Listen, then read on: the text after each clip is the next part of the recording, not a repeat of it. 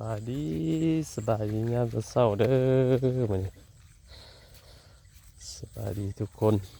ว่าอยู่ไกลอยู่ไสก็แล้วแต่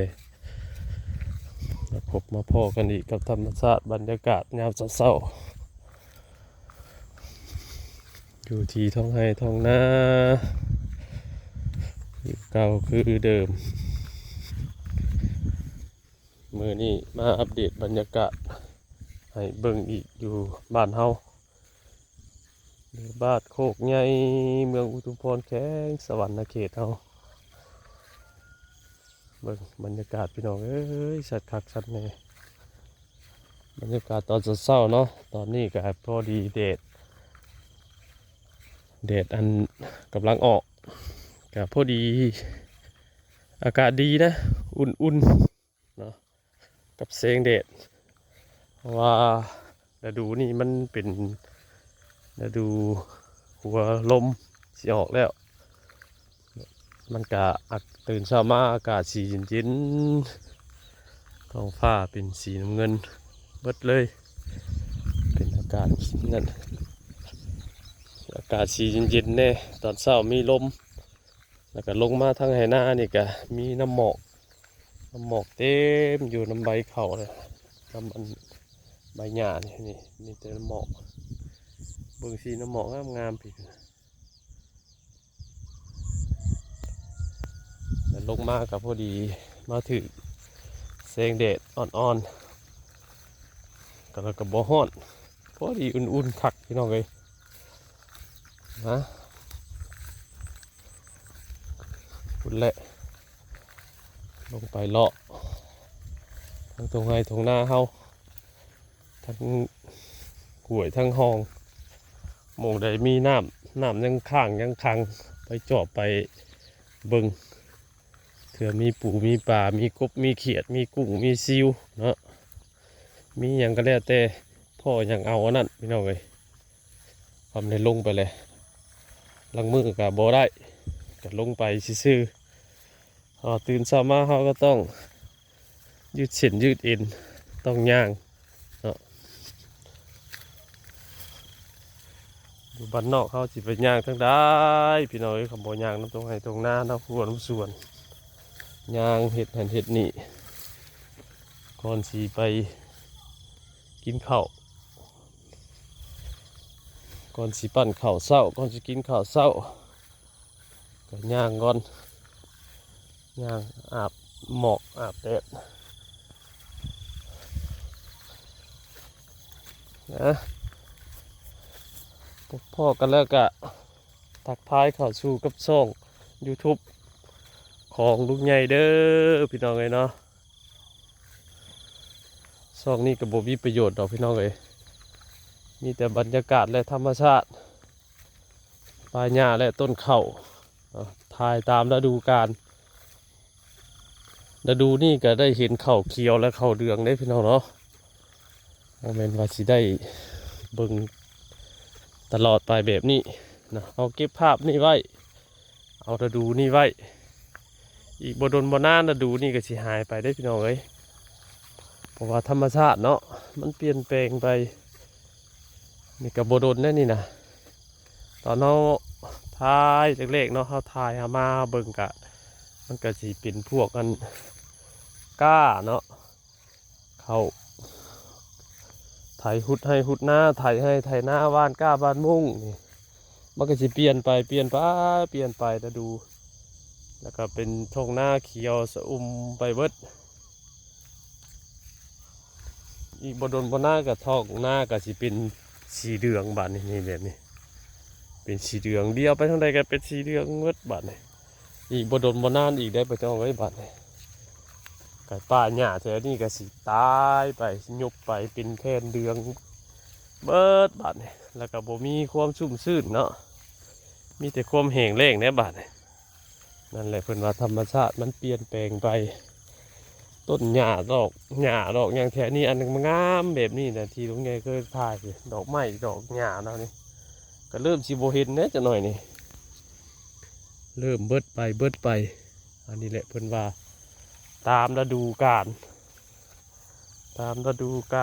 ต ตามสภาพนี่บรรยากาศยังงามอยู่พี่น้องในช่วงนี้นะนี่ก็ลงมาถ่ายมาอัปเดตให้เบิ่งตอนเช้าตอนแรงความงามของบ้านนอกบ้านนาเฮาเนาะบางเทื่ออยู่ในเมืองในนามีแต่ตึกแต่ห้างบ่ได้เห็นแสงแดดแสงตะเวนก็มีเด้เนาะก็เลยลงมาถ่ายทำมา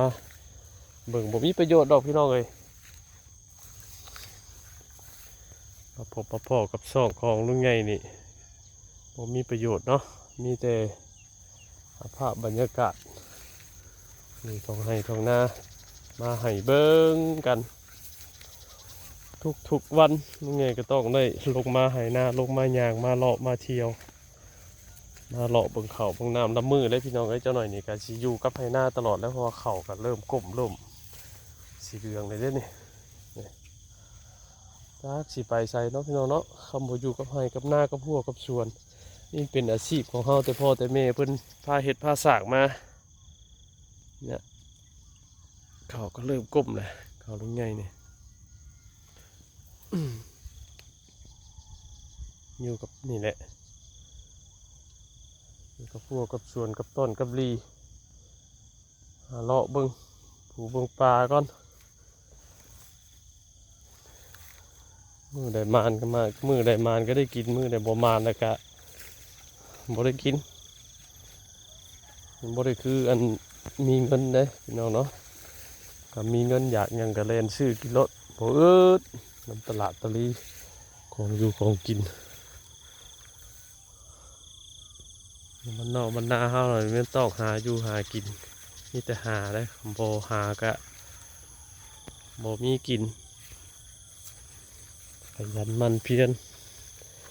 ก็กินตามสภาพฤดูกาลมันก็มีกินดูหรอกว่าแต่เราดูแต่ละมื้อ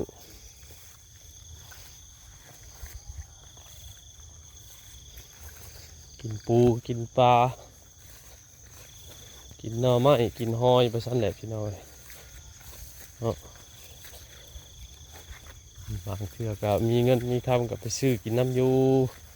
กินซีนกินอย่างกันเนาะมันก็สิบ่ได้กินเรื่อยคือเพิ่นพวกมีเงินแหละก็อยู่ที่ล่ามีการมีเวียกมีงานเฮ็ดมีเงินมีคำซื้ออยู่ซื้อกิน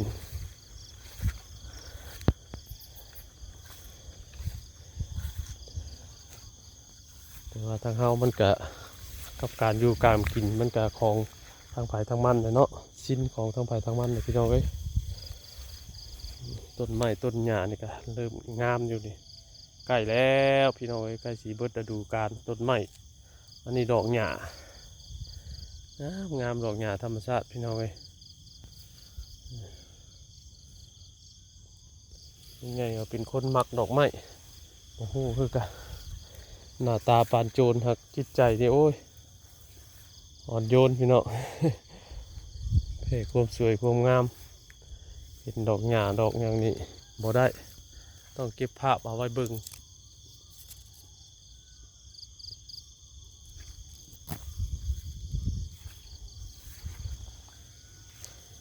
อันนี้ก็ดอกหญ้าดอกน้ำเลยตื่นสมาบานอยู่เป็นแต่เบิ่งเป็นแต่อันนั้นคักเวลาเฮามาสูดมาต้องนี่ก็ยุบไปเลยนี่เพิ่นห้องว่าน้ำเนี่ยยุบเนาะแต่ละหมู่บ้านห้องบ่คือกันเนาะแต่ทางเฮาในห้องน้ำเนี่ยยุบเวลาเฮาต้องเฮาสูดเพิ่นก็สิยุบลงอันนี้ก็จักสิเมนหมากอีหยังพี่น้องหมากป่านี่แหละนะบักย่มบ่บ่แม่นเนาะบักย่มเนาะว่าวลิ้นพี่น้องเลยจักสิเมนหมากอีหยังนี่แหละต้นป่าต้นไม้ต้นผิวป่านี่แหละเบิ่งโอ้ดกเห็นเบิ่ง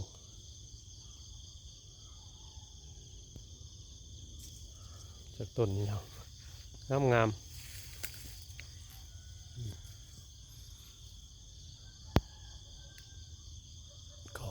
ชาติต้นเพิ่นก็คือใบบุงยมนี่แหละคือหมากบุงยมนี่แหละแต่ว่าเป็นใบเป็นหมากน้ำก้านน้ำใบ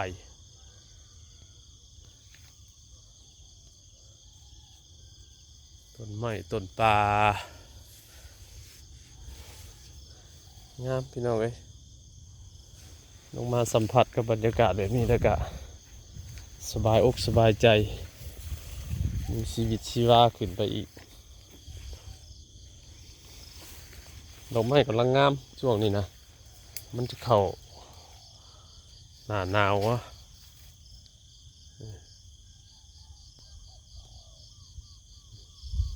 ตื่นสมาเสียงนกห้องไอเซลนกเขา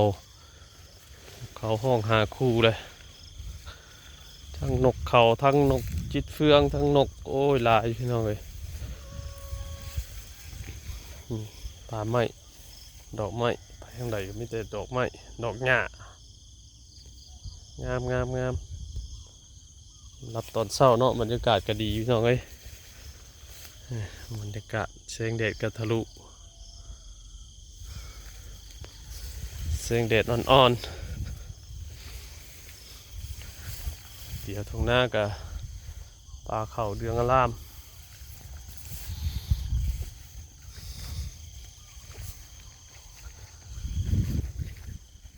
จะนั่นก็เปลี่ยนไปตามฤดูแล้วนี่นะดอกหญ้างามคัก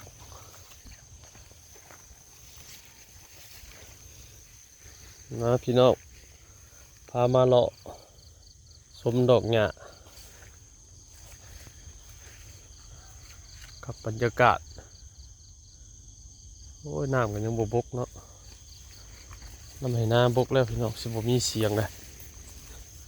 เบิดแล้วสิเบิดแนวอยู่ในกินแหละตกแรงมาเลย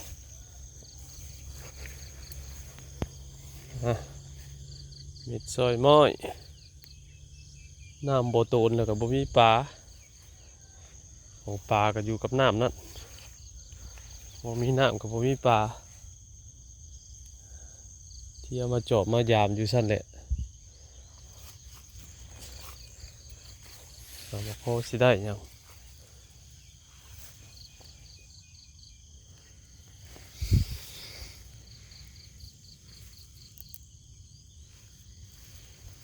น้ำห่วยยังอยู่แต่น้ำมันหยุดไหลลงท่อเลยเรียกว่าแห้งแหละกะฝนกะบริตก2-3 วันแล้วพี่น้องเนาะขาดสายแล้วก็ดีใจน้ำสหายสนาเฮาเฮ็ดให้เฮ็ดหน้าเก็บเกี่ยวข้าวดอเบิ่งมายามเบิ่งอีกก่อนโอ้นี่เด้มือเพิ่นมือเพิ่นบ่เข้าได้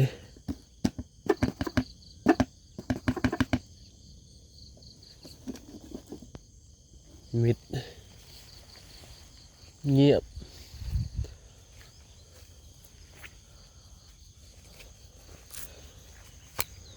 ต่อ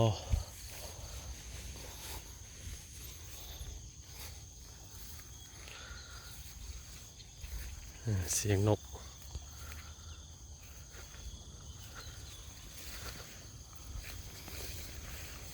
พอตะเมเพิ่นว่าคำเสียงนกเนี่ยนกเสียงแว่นนกเนี่ยห้องเปิดโฟนเพิ่นนะ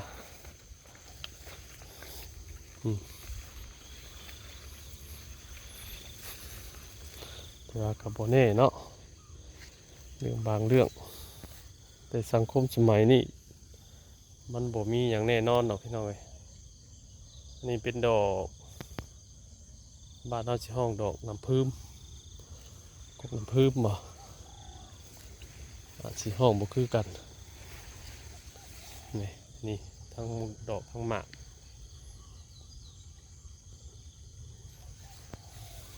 นกเขาห้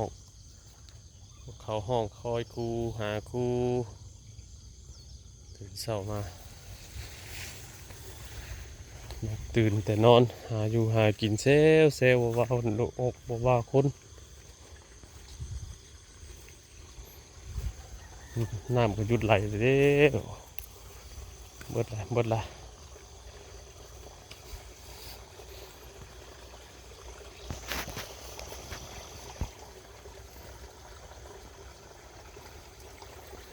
เบิดปูเบิดปลาเลย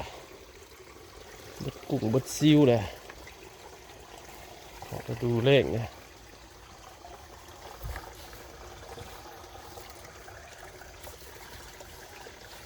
เที่ยวยกเที่ยวย่อเบิ่งเลยเนี่ยเที่ยวเพิ่นยังอยู่ยังได้เอ๊ะยังเห็นอยู่เลยเนาะน่ะปลาคอมันเป็นดึกๆเขาปลาคอน้อยตัวหนึงปลาคอน้อยตัวหนึงเข้าไปฮะเอาก่อนแต่เป็นสองหน่วยพี่น้องเอ้ยนี่ หน่วยหนึ่งอยู่ดินหน่วยหนึ่งอยู่ผ้ามันจะทอดเงาเห็นอยู่เงาน้ำไปรอหอบเลยกะกลับได้ปลาคอน้อยตัวหนึงผมไม่ได้เอาหรอกให้ปล่อยลงคือเก่าน้อยน้ำก็ยังบกขอดอยู่หน้าไงจะได้หาปลาขอดแล้วนี่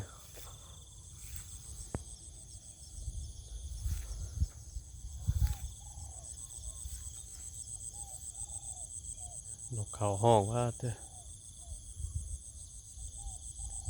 ท้องฟ้างามเด้อพี่น้องไอ้บ้านนี่นะดีอกดีใจกับชาวไร่ชาวนาเฮาที่กำลังขนเขียวญาติกับสภาพอากาศอยู่ญาติกับฟ้ากับฝน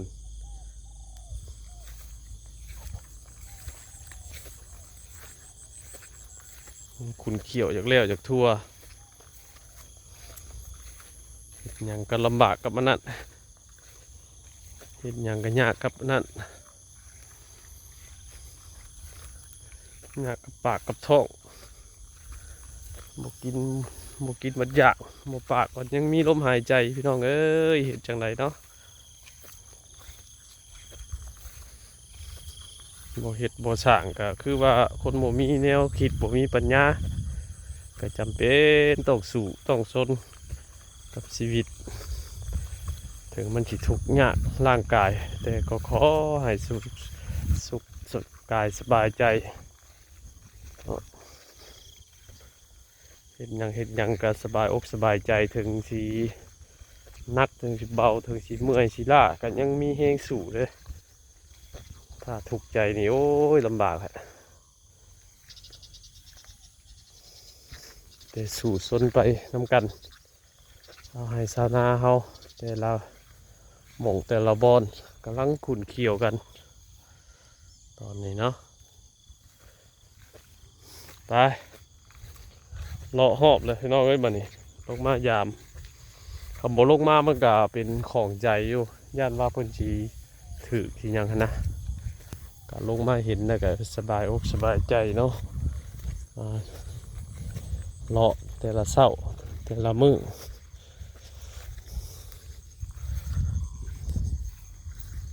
เมื่อหากินข้าวเช้ากันบ้านนี่พี่น้องเอ้ยกินข้าวเช้าไผมีหยังก็กินกับมันนั่นแหละขอให้เซฟๆเด้อพี่น้องเอ้ยเนาะ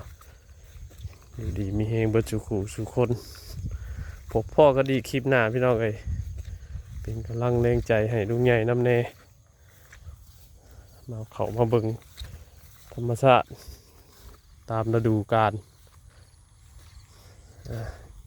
จบคลิปพี่น้องเอ้ยสบายดี